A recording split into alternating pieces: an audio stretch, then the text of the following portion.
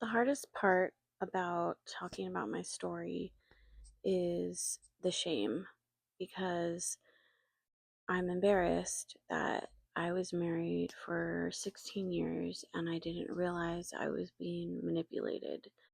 And people would make insensitive comments like, your ex seems like such a nice guy. And I didn't realize at the time that when people would make comments like that, it would make me feel like I had to prove all this hidden abuse, like after all these years, because nobody believed me. Um, so that's the thing that I eventually realized, that I don't need to have shame for not knowing that I was being manipulated, because that's the whole point of manipulation. A master manipulator, covert narcissist, they build everything around protecting themselves and controlling and manipulating their sources. And that's the whole point. You're not supposed to know that you're being manipulated, otherwise it wouldn't work. As time has gone by, I realize I call my ex-husband the puppet master because he is like the puppet master. Nobody sees him pulling the strings, and he paints these stories and controls the narrative. And but nobody's supposed to see the strings. He spends so much time and energy, which is why manipulators, covert narcissists, are quiet, and they are actually very miserable people because they spend so much time trying to protect themselves and hide the strings so that nobody can see what they're doing. Because if we saw what they were doing, then they wouldn't be able to do it anymore. An example of how my covert narcissist pulled the strings over me and I didn't know all those years that I was being manipulated and controlled, because his methods of control manipulation he used with religion, and he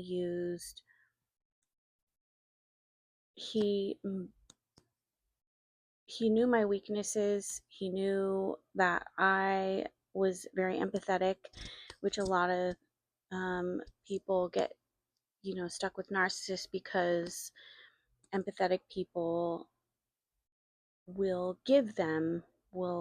care and give them what they want. And my ex narc, one particular way that he would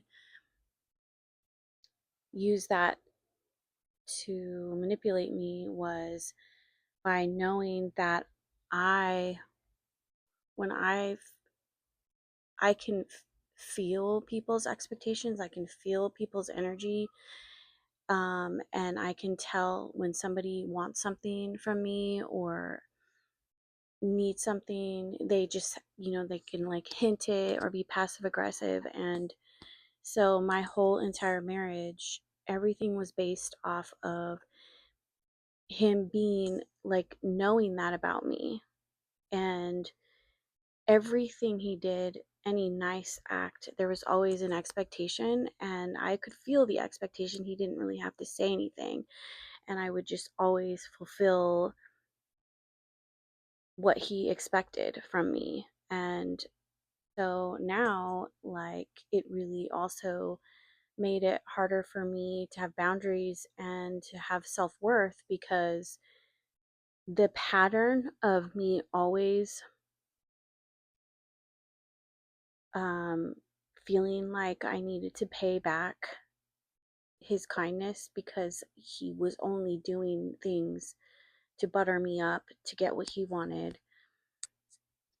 And so it was never like based on love and like, doing things for somebody because you because I was loved and cherished.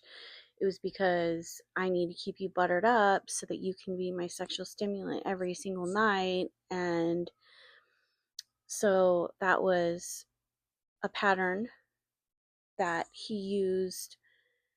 But also, religion was something that was used to control me in my marriage, to make me feel like that I shouldn't, for my whole entire marriage, I always felt like I shouldn't be miserable. My husband doesn't do anything mean to me. You know, he doesn't, he he works hard. He's the head of the house. So religion was used because I had ingrained in me through my religious background that I was supposed to be a modest wife. The man is the head of the house, and even when I tried to bring issues up, they would just get ignored, or nothing would ever get resolved about it. And if he just wanted me to shut up about something that I was upset about, he would just say, put it on the shelf. I used to call it like a shelf of all our shit that never got resolved, and it just grew with resentment in me because I could never resolve, like I could never, nothing ever went my way, or we never could ever resolve issues in our marriage, because if it was something that didn't benefit him, he would just say, well, let's just talk about it later, or okay, I hear you, or just give me like a fake apology, but then it would happen again later. So that was just a way of shutting me up, and I couldn't really do anything about any of it. But so part of the religion part was I thought that marriage was forever, and I really did believe that. Like being a Christian, you're supposed to be married forever, and that's the way it was. And marriage was supposed to be something that you grow together and heal. But I didn't know that I was married to a covert narcissist. And I was completely miserable the whole time I was married, not knowing why, but because he had made it so that I felt like my whole entire marriage, like I shouldn't be miserable in my marriage. I have no reason to be miserable. So his constant kindness was completely conditional.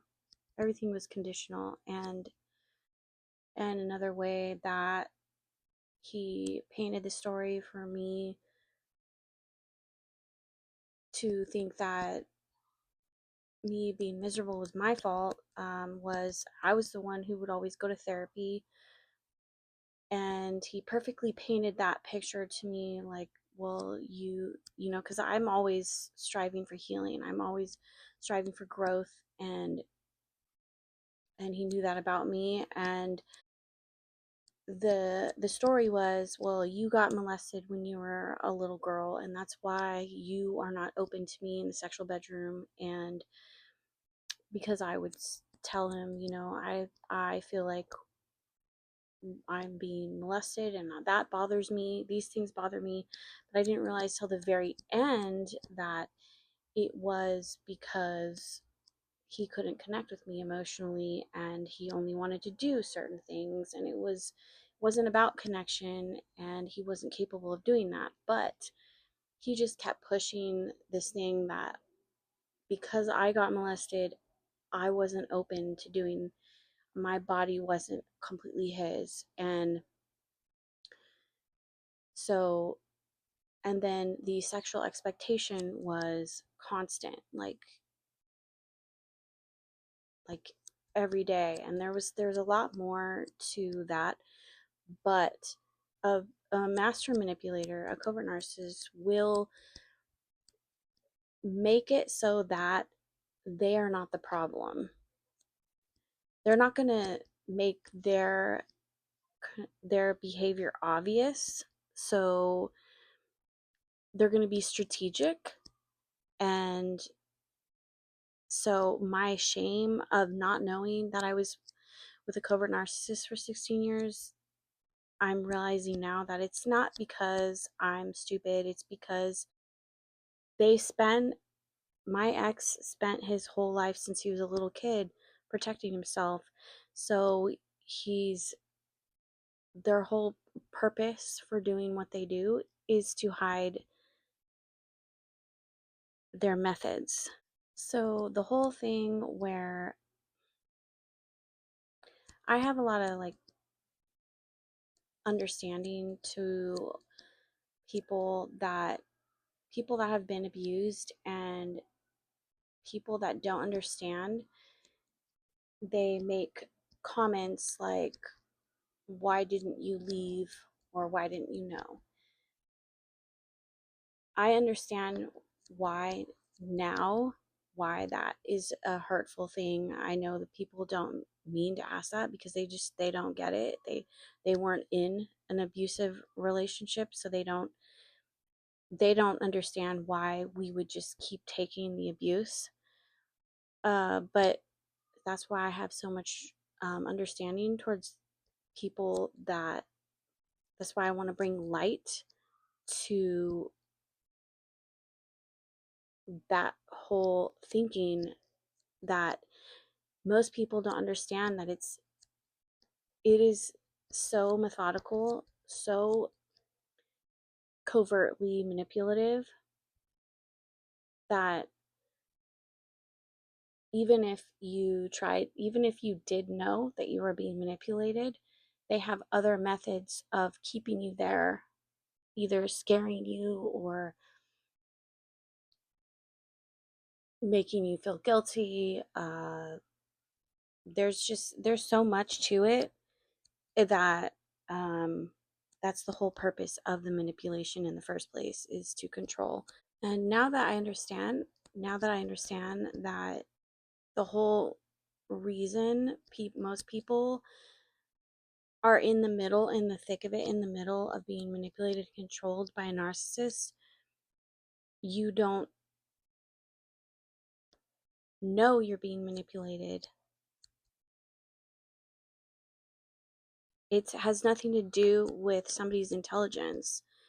And a lot of what I figured out when I figured out what I was in was through patterns, because that's the other thing that a master manipulator does. My ex used to, even when I was married, he would have all these like methods, or he would have all these patterns that he would do, and I just thought, he's just a master planner. He's just he just plans 10 steps ahead, and he's a type A personality, and he's super organized, and he's antisocial. Like, I could read him like a book in that way, but the extent of his manipulation went so much deeper. And that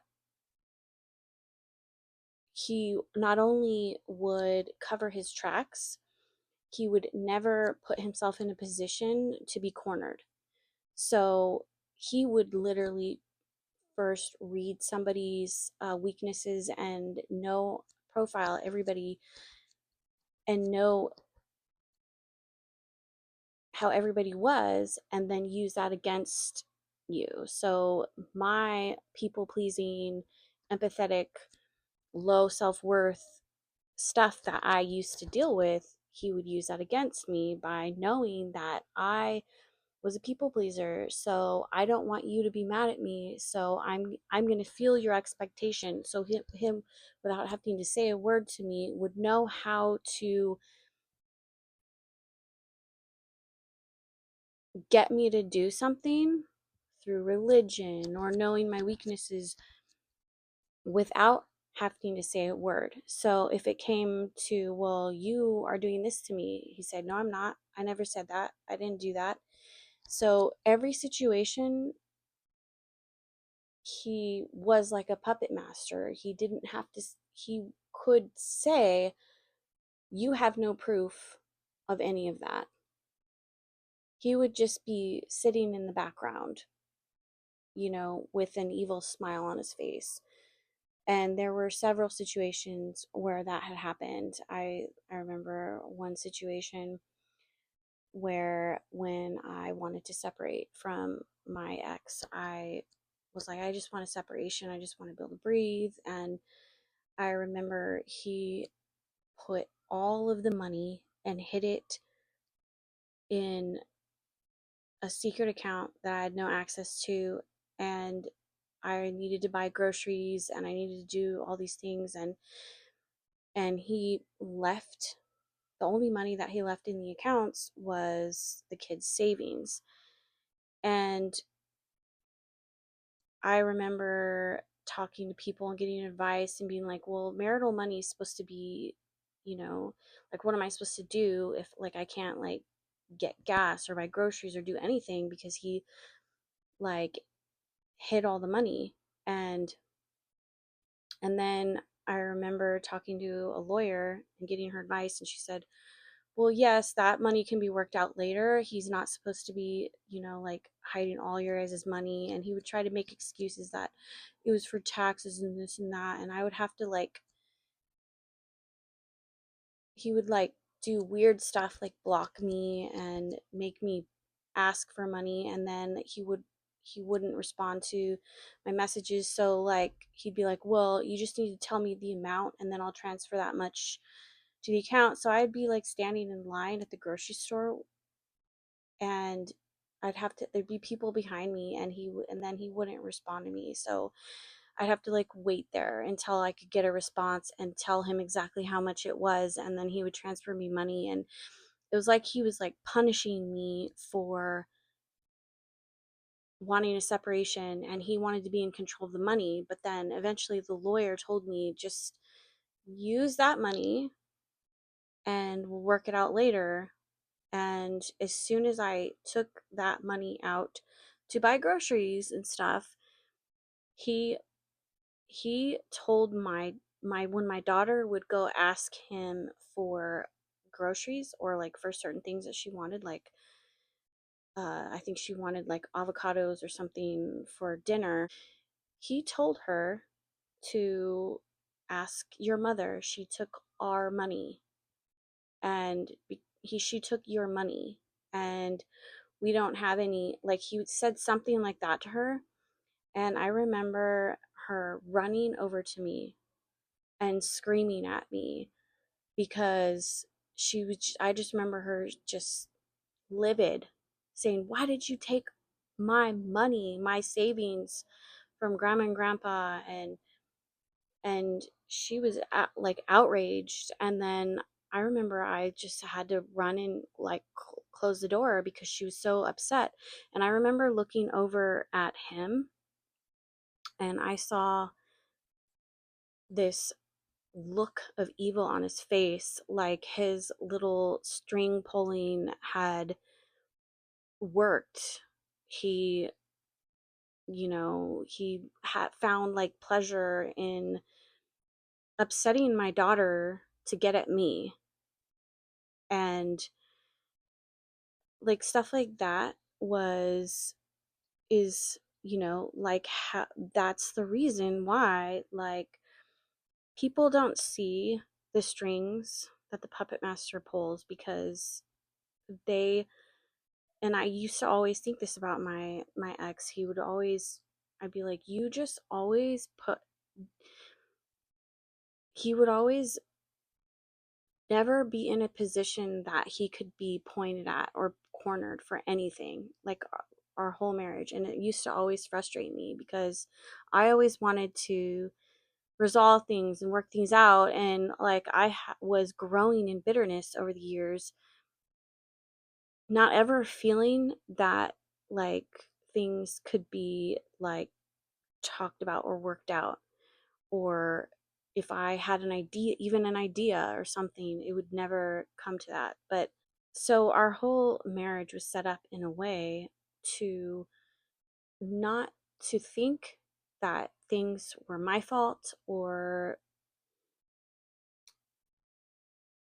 that things couldn't be blamed on him, because if I if I ever talked back or whatever, it was he would use religion.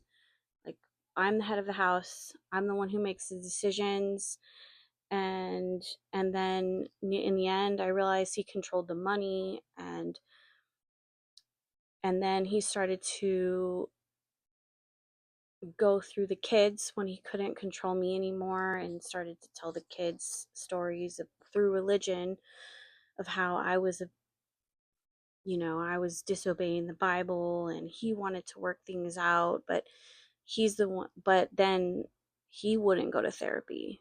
He never would go to therapy. And then finally, when I would be like, if you don't go to therapy, then, I don't see how this is going to work out. And he would just try to get me to do other types of therapy, like sex therapy, so that I would have sex with him again, because he needed to be stimulated again in the bedroom. And that's one of the main things I needed a break from, because sex was never feeling. It was never about connecting our souls together. It was about me just being another source for him to be stimulated. Um, he made it seem like it was my fault that we didn't have good sex, because I was molested and I needed to heal. I am able to forgive myself for not knowing that I was in under the thumb of a narcissist, because the whole purpose of the manipulation is for them to either make you think you're the problem, or they're going to do their damnedest to not be put in a corner, because that's the whole purpose of manipulation. So, my purpose is really just to expose the patterns and the methods of a narcissist, because especially with co-parenting, and because they'll go through the kids if you've learned to not be controlled by them anymore. But the whole purpose of my Puppet Master show is to reveal the patterns of the Puppet Master, so you can see the strings that are being pulled. And if anybody else is in the same situation where they don't realize that they're in a Puppet Master situation. And one of the main things that